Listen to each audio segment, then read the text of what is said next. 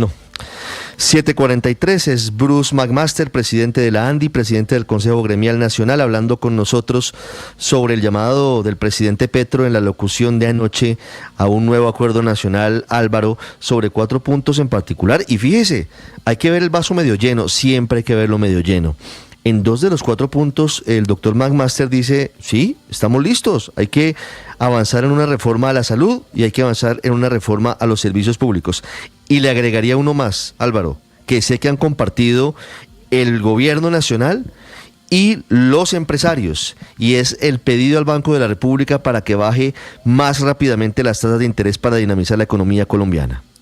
Esa es la más urgente, Ricardo. Sin duda hay espacio para acuerdos. Yo creo que el gobierno de estos 2 años vio que lo que le produce triunfos es pactar. A la oposición también que bloquear siempre a veces produce victorias vacías y que pues los ciudadanos pueden cobrarle a todos que no se pongan de acuerdo.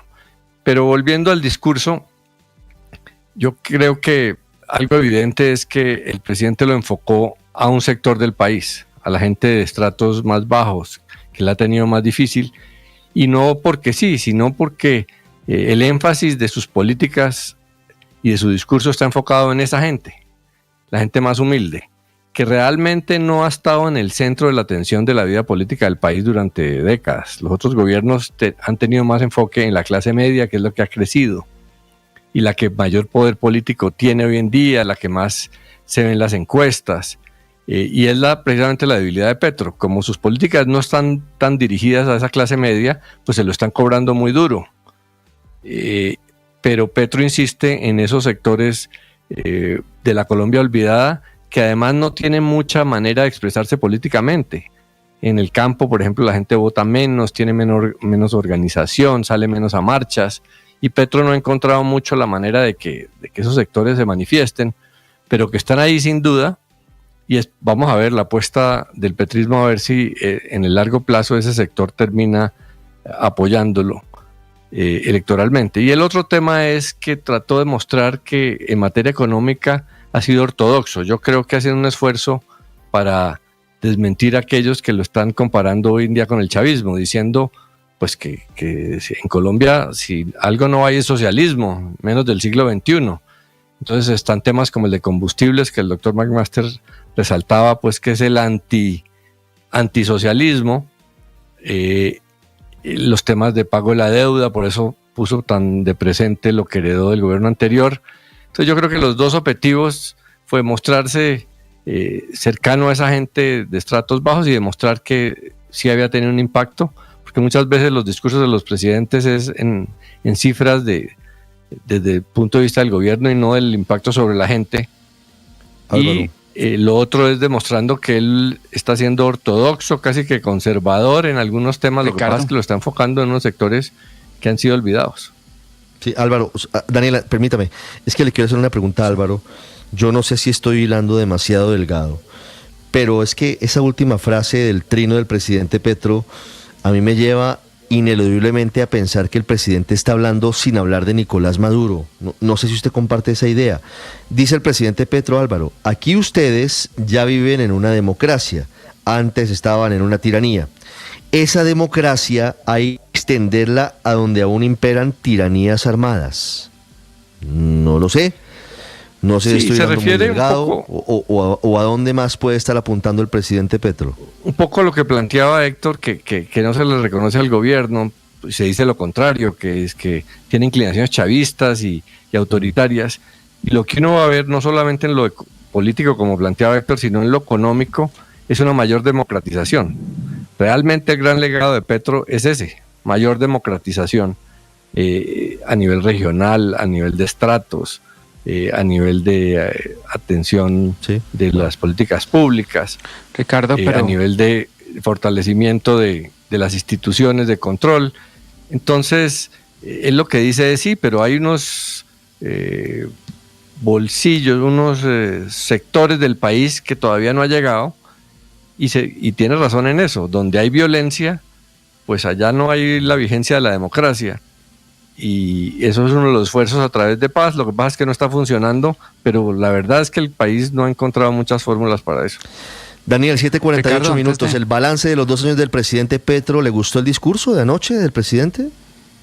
No, a mí me pareció un discurso agridulce donde el presidente escogió de manera selectiva ciertos puntos en cada tema que lo beneficiaban, y yo creo que está en el rol de la oposición, de los análisis de política pública, resaltar los puntos que se le olvidaron al gobierno. Y déjeme destacar 2 temas principales. En lo económico, el rol que ha jugado el Consejo Gremial Nacional, con quien acabamos de oír, Bruce McMaster, de siempre tener una puerta abierta al diálogo con el gobierno para lograr la reactivación económica. Yo creo que hay que resaltar, digamos, los logros que decía Bruce McMaster que ha tenido el gobierno, por ejemplo, en materia de subir el precio de los combustibles, eliminar esos subsidios para poder tener más espacio en las finanzas públicas. Sí, el Consejo Gremial Nacional se ha dedicado a resaltar cosas positivas, pero también a llamar la atención, como lo hace hoy Bruce McMaster, de la imposibilidad de una nueva reforma tributaria que le transfiera más recursos al gobierno. Yo creo que se ha mantenido un diálogo abierto. Ojalá el gobierno, como contraparte en ese diálogo, también tenga en cuenta, Daniel, eso. En materia de seguridad, Ricardo. Pero sobre eso solamente sí, una cosa, Daniel, para que usted me diga su opinión sobre seguridad y paz total. Es que como estamos mirando espejos, no es verdad, estamos mirando el espejo de Venezuela cada vez más cerca, hay que mirar espejos.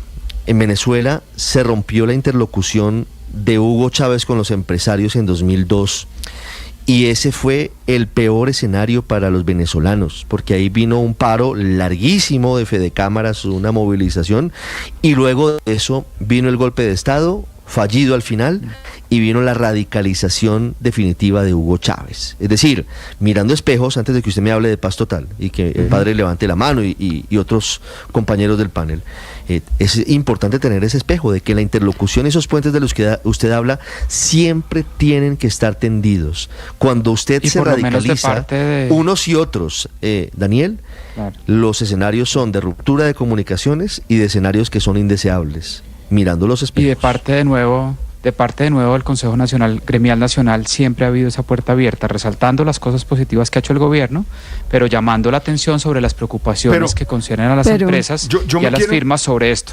Y entrando a lo de paz total, déjeme decir una cosa. El presidente fue muy selectivo en escoger los indicadores que son positivos. El Ministerio de Defensa sí está hablando de una reducción de los homicidios, pero el año pasado, por ejemplo, los homicidios aumentaron. De acuerdo a Medicina Legal, aumentaron 5.2%, y de acuerdo a Fiscalía y a Ministerio de Defensa, se mantuvieron constantes o aumentaron ligeramente.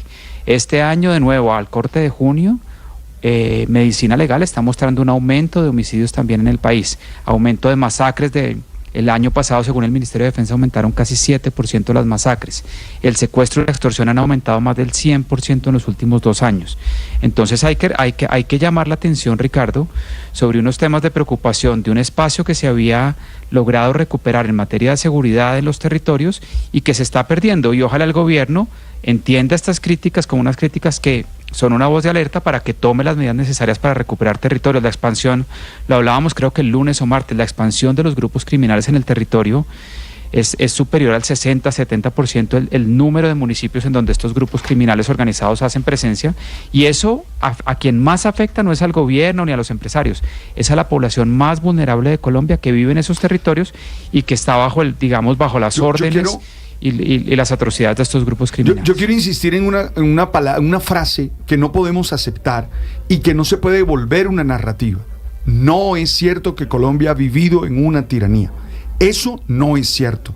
Colombia tiene una democracia bastante imperfecta, pero aquí hay democracia. Es decir, aquí hay independencia de los poderes. Además de eso, aquí hay posibilidades. Aquí las minorías tienen voz. Yo creo que esa frase no la podemos dejar pasar de agache y no la podemos dejar pasar como un dogma, porque no es la primera vez que lo dice el presidente, no es cierta, ¿no? Y hay que ser categórico en eso. Claro que yo destaco muchas cosas del discurso, pero es tan falsa la frase, padre. Eso es pura posverdad. Es tan falsa la frase, padre, que si Colombia fuera una tiranía, Gustavo Petro no hubiera sido presidente.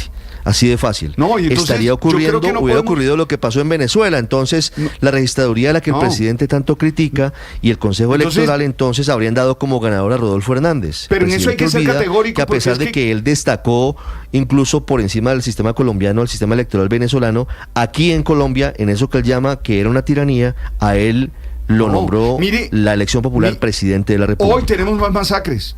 Hoy tenemos una cantidad de delitos que están más allá. Entonces, yo creo que es una democracia imperfecta, que quede claro, es una democracia imperfecta que tenemos que mejorar, pero no es una tiranía. Y esas mentiras no se pueden dejar repetir, porque se repiten y terminan siendo una verdad. Entonces no creo que sea así. De acuerdo. Para Consuelo. Pero adicionalmente hay dos puntos. Aquí se ha hablado mucho del acuerdo nacional y la actitud que ha tenido el Consejo Gremial y los empresarios, pero el presidente sigue con su lenguaje de odio, con su estigmatización. Por lo menos ayer hizo varias menciones a temas de las camionetas de los ricos, de que el subsidio a la nómina había sido solo para los grandes millonarios de este país, cuando se ha demostrado que eso no es cierto. Yo creo que con acuerdo nacional, el presidente, si realmente lo quiere sobre los puntos que mencionó, tiene que bajarle al lenguaje de odio y a la confrontación permanente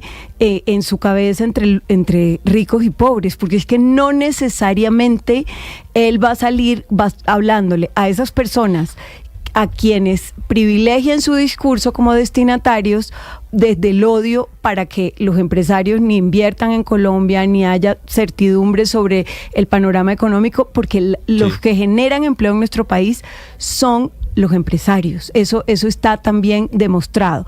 Y la otra cosa es que cuando él dice corrupción y menciona la corrupción y dice, sí, nos permeó la corrupción, pero en mi gobierno no habrá, los corruptos no mandan y se van, pues hay muchas de las personas que están mencionadas en el escándalo, y eso se amplió muchísimo en el noticiero después de la locución, que permanecen en el gobierno. Entonces, que esas frases tan categóricas que dice el presidente muchas veces no tienen sustento en la realidad. Uno de esos nombres, Ricardo, uno de esos nombres es el de Daniel Andrade, no María Alejandra Benavides, sino Daniel Andrade, que salió de la fiduprevisora mencionada en el escándalo de corrupción de la Unidad Nacional de Gestión de Riesgo. Investigada por la Procuraduría. Sí, y saltó inmediatamente a una notaría, premiada con una de las mejores notarías en Bogotá. Bueno.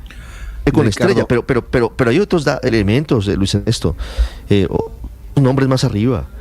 Perdóneme, que pues obviamente están investigados, pero no están condenados, pero pues claro, ahí el presidente ha dicho, ministro de Hacienda, César Enrique, director de la Función Pública, de quien el presidente sabe que está procesado, que hubo sentido condenatorio en su contra por corrupción en la alcaldía de Bogotá, y él lo vuelve a llamar para que forme parte de su gobierno. Carlos Ramón González pasó la carta de renuncia y sigue tan campante en la Dirección Nacional de Inteligencia, y así otros ejemplos, Luis Ernesto. Pues sí, es difícil y cualquier colombiano que vea los hechos y el contraste con las palabras del presidente pues lleva a las mismas conclusiones. Pero Ricardo, a mí sí me parece muy importante sobre esa mención de la tiranía, siendo totalmente transparente que yo voté por el presidente Gustavo Petro y aquí lo he defendido, pero en Colombia tenemos una democracia y si no fuera una democracia pues él jamás hubiera llegado al solio de Bolívar. Y en estos días que hemos visto cómo realmente es una tiranía en el vecino país, cómo realmente se roban las elecciones, cómo realmente se viola cualquier peso y contrapeso democrático, pues podemos estar muy orgullosos de la democracia que tenemos hoy, una democracia más completa, como lo ha mencionado Héctor, una democracia donde se ven más efectivos los pesos y contrapesos, pero también una democracia que funcionaba perfectamente en los gobiernos pasados y que permitió que la izquierda pasara de la oposición al poder. Y yo sí creo que llegó el momento de que el presidente, que hoy es la máxima autoridad, pues defienda esta democracia que tenemos. Sí, maltrecha, como todas las democracias en el mundo, con dificultades, con retos, pero democracia al fin de cuentas. Ganó en democracia Gustavo Petro y curiosamente le parece que había una tiranía, Andrés. Sí, claro, no, pero esa es la manera de hablar de él, y yo he defendido en varias ocasiones que a ese tipo de expresiones de él no le deberíamos dar tanta importancia. Yo sé que duelen, yo sé que son bastante dolorosas para quienes apreciamos y admiramos este recorrido tan difícil que ha tenido la democracia colombiana, pero esas expresiones, que con todo respeto lo digo, son necedades, solo se vuelven importantes si nosotros le damos importancia. Yo he elegido de un tiempo para acá, además porque son expresiones abundantes constantes que el presidente lanza cada vez que coge el celular y abre la aplicación de Twitter o X, he preferido no darles importancia, a menos que por alguna razón vayan a tener un efecto inmediato. Yo sí apuesto y sigo apostando, y he apostado por una democracia como la colombiana, que es muy difícil y le ha tocado muy duro. Pero mire que esa democracia, Ricardo, es tan sólida y está tan bien diseñada y está tan bien construida, a pesar de todas las dificultades, que la razón por la cual al día de hoy todavía podemos apostar por la posibilidad de ese elusivo acuerdo nacional es porque son las instituciones y es el funcionamiento de las cosas el que nos va a terminar llevando hacia allá. ¿Qué quiero decir con eso? Mire, ayer cuando el presidente lo volvió a mencionar, había gente que me decía, no, pero es que no se puede confiar en él, porque es que ya lo prometió una vez y no lo cumplió y todo. Mire, es que la gracia de este sistema es que no es necesario tener que confiar en las personas para poder creer que los objetivos se pueden lograr, porque la fuerza de las instituciones y de la distribución del poder en Colombia nos va empujando hacia allá. Yo creo que pasados 2 años el presidente ya entendió, primero, que él no puede salirse con la suya, con una gran revolución como lo había pensado tal vez al principio. Segundo, que no tiene tanto apoyo popular. Claramente que no tiene tanto apoyo popular como necesita. Apenas y tercero, el 30%. Sí. Que hay unas instituciones que siguen actuando independientemente y ejerciendo control sobre lo que él hace, de modo que la única posibilidad que él tiene de producir algún resultado es sentarse a conversar. Pero mire, sí, bueno, la teoría de Andrés es que ojos que no leen Twitter, corazón que no siente. Bueno, más allá de eso, para finalizar, Paola, tengo invitado desde Venezuela. Me quedo pensando que yo, por el contrario, tengo una lectura muy distinta a la de todos. Yo creo que el presidente sabe que la situación está tan mal en todos los otros frentes que le tuvo que echar mano al discurso económico tras 2 años de vacas flacas y 18 meses consecutivos, Ricardo, de caída en industria, comercio y construcción. Pero sabe que está tan mal la cosa en la situación de orden público, en materia de paz, en materia de corrupción, también incluso la propia situación política, ahorita con el encuentro de la mermelada, la compra de votos y todo, que le tocó concentrar el 80% de su discurso ayer, de su mitad de mandato, en los temas económicos, a sabiendas de lo que le estoy diciendo, de que estamos en un momento muy complicado para la economía. No es que pero ¿cómo así? Es que las proyecciones son pésimas. Este año tampoco vamos a crecer más allá del 1.7%. Van 2 años seguidos de vacas flamélicas, y todos los industriales y los comerciantes y la gente que está metida en el sector de la construcción, de la infraestructura, las caídas en la inversión extranjera directa en el país, es una cosa aterradora, lo señala todo el mundo. 25% creo que fue la caída en el primer semestre del año, en términos reales además. Entonces dice uno, pero un momentico, o sea, y fuera con todo esto el presidente elige de verdad el tema económico como uno de los grandes avances en su gobierno. Sencillamente no tenía de dónde más echarle mano, porque todo lo demás está bastante mal. Voy en segundos a Venezuela, saludo a uno de los candidatos